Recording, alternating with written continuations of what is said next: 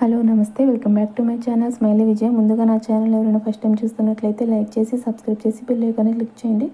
కాకరకాయ పైన గ్రీన్గా ఉన్నదంతా ఇలా చాకుతో తీసేసుకొని రౌండ్గా ముక్కలు కట్ చేసుకొని ఒక గిన్నెలో వాటర్ పోసుకొని ఆ గిన్నెలోకి ముక్కలన్నీ వేసుకొని కొంచెం పసుపు, కొంచెం ఉప్పు, కొంచెం చింతపండు వేసి స్టవ్ మీద పెట్టి స్టవ్ ఆన్ చేసి మూత పెట్టకుండా ఉడకనివ్వండి.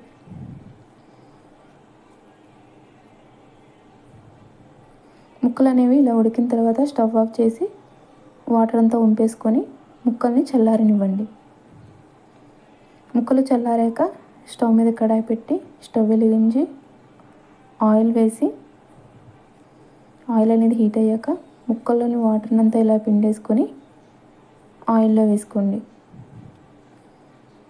మొత్తం ఒకేసారి కాకుండా సగం ఒకసారి వేసుకొని వేపుకోండి.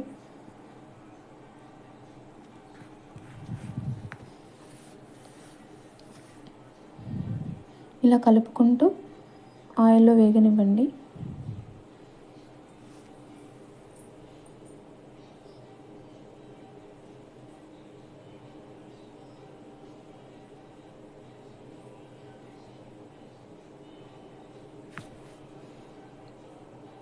ఇలా వేగిన తర్వాత ఒక ప్లేట్లోకి ట్రాన్స్ఫర్ చేసుకోండి.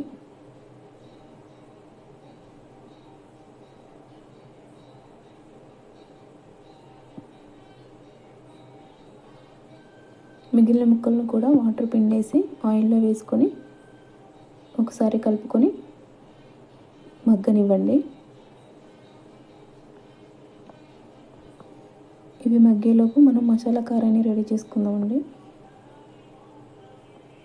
మిక్సీ జార్లోకి 3 టేబుల్ స్పూన్ల కారం,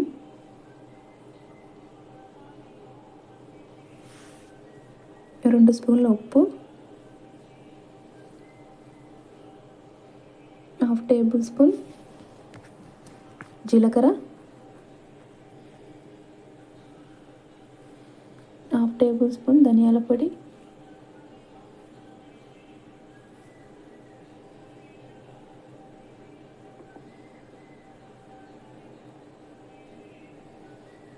చిన్న చిన్న ముక్కలుగా కట్ చేసి పెట్టుకున్న ఎండు కొబ్బరి, వెల్లుల్లి రెబ్బలు కూడా వేసుకొని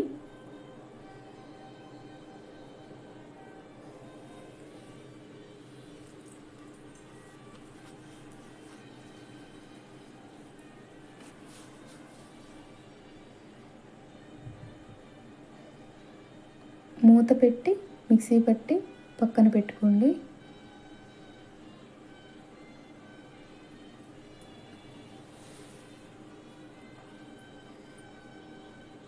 ఈ ముక్కలు కూడా ఎర్రగా మగ్గిపోయాయండి. స్టవ్ ఆఫ్ చేసి ఈ ముక్కలను కూడా ప్లేట్లోకి ట్రాన్స్ఫర్ చేసుకోండి.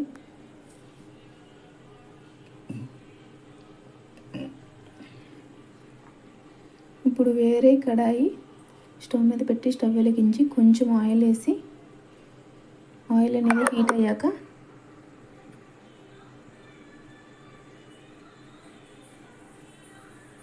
కొన్ని తాలింపు గింజలు,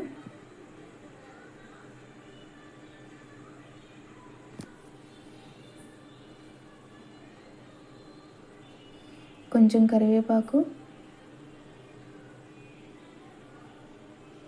ఉల్లిపాయలు కూడా వేసి మంచిగా వేగనివ్వండి.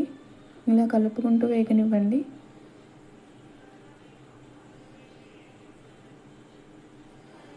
ఇలా వేగిన తర్వాత కాకరకాయ ముక్కలను కూడా వేసుకొని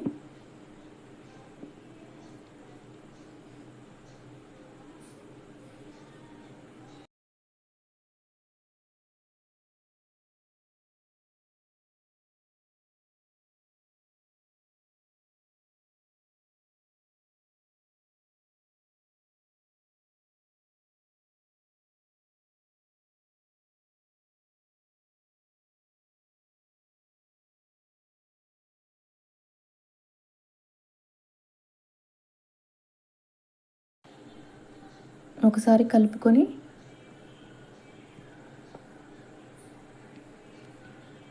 మనం మిక్సీ పట్టి పక్కన పెట్టుకున్న మసాలా కారాన్ని దీంట్లో వేసేసుకోండి.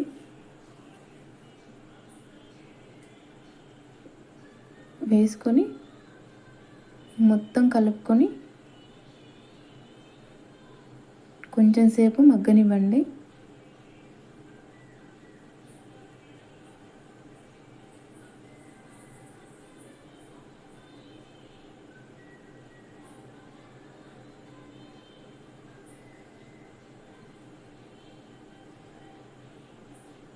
అంతేనండి, కాకరకాయ ఫ్రై రెడీ అయిపోయింది. Thank you for watching.